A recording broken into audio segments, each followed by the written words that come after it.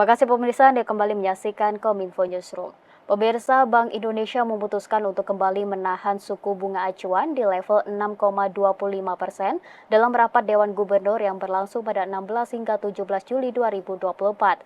Keputusan ini diambil sebagai langkah antisipatif untuk memastikan inflasi tetap terkendali dalam sasaran 2,5% pada tahun 2024 dan 2025.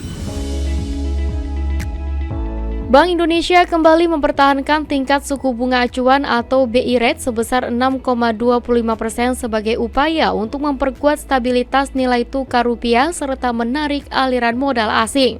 Gubernur Bank Indonesia Peri Warjio dalam konferensi pers hasil rapat Dewan Gubernur BI di Jakarta menyampaikan, keputusan ini konsisten dengan kebijakan moneter pro-stability sebagai langkah pencegahan dan forward-looking untuk memastikan inflasi tetap terkendali dalam sasaran 2,5% pada 2024 dan 2025. Sama halnya dengan BI rate, BI juga mempertahankan suku bunga deposit facility sebesar 5,5% dan suku bunga lending facility sebesar 7%.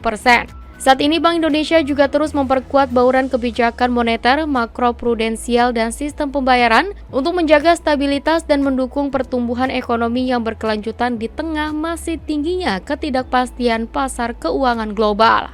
Kebijakan moneter dalam jangka pendek diarahkan untuk memperkuat efektivitas, stabilisasi nilai tukar rupiah, dan menarik aliran masuk portofolio asing. Sementara itu, kebijakan makro-prudensial dan sistem pembayaran tetap pro-growth untuk mendukung pertumbuhan ekonomi yang berkelanjutan. Kebijakan makro-prudensial longgar terus ditempuh untuk mendorong kredit pembiayaan perbankan kepada dunia usaha dan rumah tangga. Kebijakan sistem pembayaran diarahkan untuk memperkuat keandalan infrastruktur dan struktur industri sistem pembayaran serta memperluas akseptasi digitalisasi sistem pembayaran.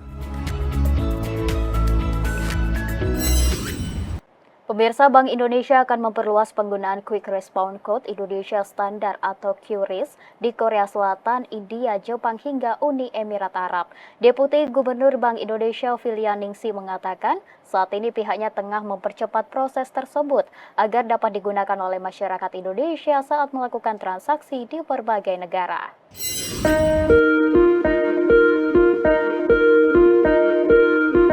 Bank Indonesia menyatakan Quick Response Code Indonesian Standard atau QRIS bakal bisa digunakan oleh masyarakat Indonesia untuk berbelanja di berbagai negara seperti Korea Selatan, India, Jepang, dan Uni Emirat Arab. Deputi Gubernur Bank Indonesia Filyaningsih Hendarta dalam konferensi pers hasil rapat Dewan Gubernur BI di Jakarta mengatakan pihaknya akan terus mempercepat penggunaan QRIS tersebut agar memudahkan masyarakat Indonesia dalam melakukan transaksi di berbagai negara. Sebelumnya Indonesia telah menyepakati kerjasama QRIS antar negara seperti Thailand, Malaysia, dan Singapura dengan proses transaksi inbound dan outbound-nya terus mengalami peningkatan dalam kerjasama tersebut. Pak Gubernur kemarin sudah tanda tangan dengan Korea tanggal 15 dan tanggal 16 kemarin tanda tangan lagi dengan Bank Sentral Uni Emirat Arab. Jadi dalam waktu dekat kita akan ada QRIS cross border dengan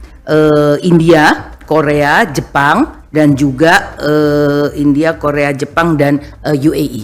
Jadi tunggu tanggal mainnya, nanti teman-teman bisa beli tupoki pakai QRIS, beli sushi, beli kari pakai QRIS. Adapun penggunaan QRIS di dalam negeri juga terus mengalami peningkatan secara signifikan sebesar 226,54% dengan jumlah pengguna mencapai 50,50 juta dan jumlah merchant sebanyak 32,71 juta. Kita bergeser ke informasi lainnya pemirsa. Kurikulum Merdeka resmi diberlakukan sebagai kurikulum nasional mulai tahun ajaran baru 2024-2025 atau pada tahun ini.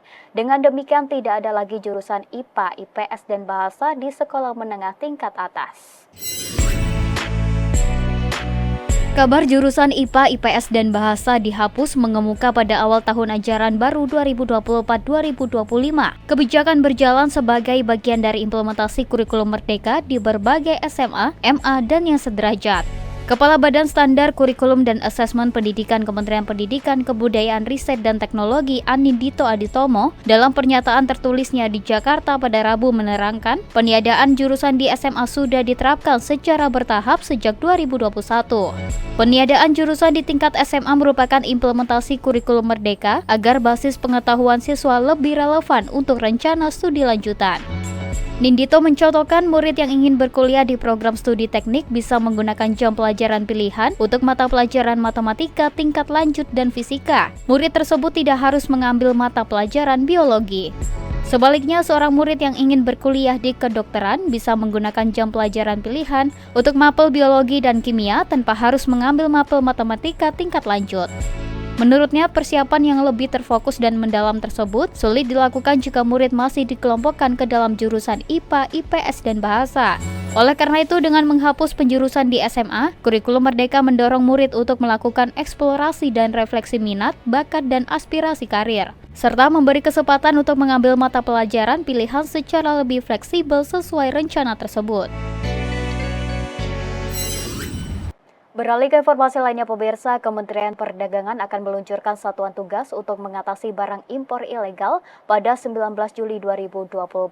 Menteri Perdagangan Zulkifli Hasan menjelaskan Satgas dibentuk untuk memitigasi barang impor ilegal yang membanjiri pasar Indonesia. Kementerian Perdagangan akan meluncurkan satuan tugas untuk mengatasi barang impor ilegal pada Jumat 19 Juli 2024. Hal ini sebagai langkah untuk membasmi penyebaran barang impor ilegal di Indonesia. Sebelumnya, Mendak telah membahas pembentukan Satgas Impor Ilegal bersama Kejaksaan Agung dan Polri pada 16 Juli 2024. Sejumlah barang yang tidak terdata membanjiri pasar Indonesia menjadi alasan pembentukan Satgas. Sementara itu, nantinya titik operasi Satgas Impor akan dilakukan di wilayah Banten, Jakarta, Jawa Tengah, Jawa Timur, Sumatera Utara, Batam, dan Sulawesi Selatan. Sementara bagi pelaku impor ilegal nantinya akan ditindak secara hukum dengan melakukan penarikan produk, pemusnahan, hingga sanksi pidana.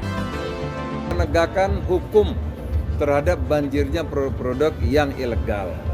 Ya, kita sudah dapat dukungan nanti dari Kejaksaan, dari Kapolri.